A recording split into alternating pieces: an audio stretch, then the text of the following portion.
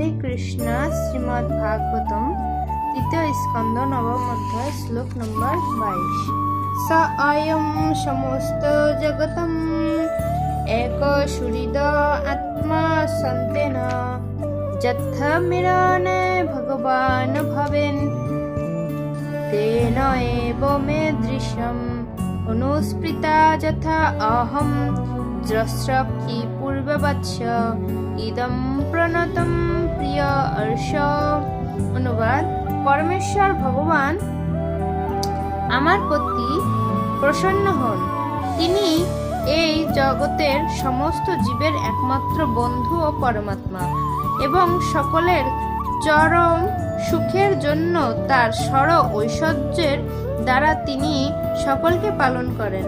তিনি আমাকে কৃপা করুন যাতে আমি পূর্বের মতো সৃষ্টি করার জন্য তার শক্তিতে অবিষ্ট হয়ে অন্তর্দৃষ্টি সম্পন্ন হতে পারি, কেননা আমিও তার প্রিয় শরণাগত আত্মাদের একজন। তাৎপর্য: শ্রীলা প্রভুপাদ কি জয়। পরমেশ্বর ভগবান পুরুষোত্তম বা শ্রীকৃষ্ণ হচ্ছেন জড় ও চিন্ময় উভয় জগতের পালনকর্তা।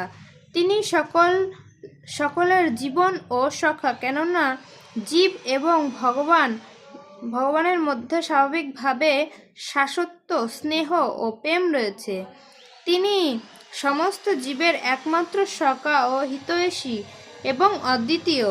ভগবান তার সর ঐশ্বর্যের দ্বারা সমস্ত জীবদের পালন করেন, সেই জন্য তাকে ভগবান বা পরমেশ্বর বলা হয়। ব্রহ্মা তার কৃপা প্রার্থনা করছেন যাতে তিনি পূর্বের মতো ব্রহ্মাণ্ডের সৃষ্টি কার্য সম্পাদন করতে সক্ষম হন। ভগবানের অহেতুকী কৃপার প্রভাবেই কেবল মরীচি এবং নারদের মতো লৌকিক ও দিব্য উভয় প্রকার ব্যক্তিদেরই তিনি সৃষ্টি করতে সক্ষম হয়েছিলেন।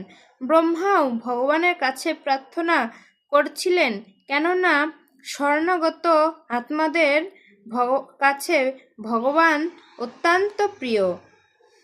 শরণাগত আত্মারা ভগবানকে ছাড়া আর কিছু জানে না এবং তাই তারা ভগবানের প্রতি অত্যন্ত স্নেহপরায়ণ। জয় শিলা প্রভুপাদ কি জয়। গুরুদেব কি জয়। গৌর প্রেমানন্দে হরি बोल। অমল পুরাণ শ্রীমদ্ ভাগবতম কি জয়। গুরুদেব কি জয়। গৌর প্রেমানন্দে।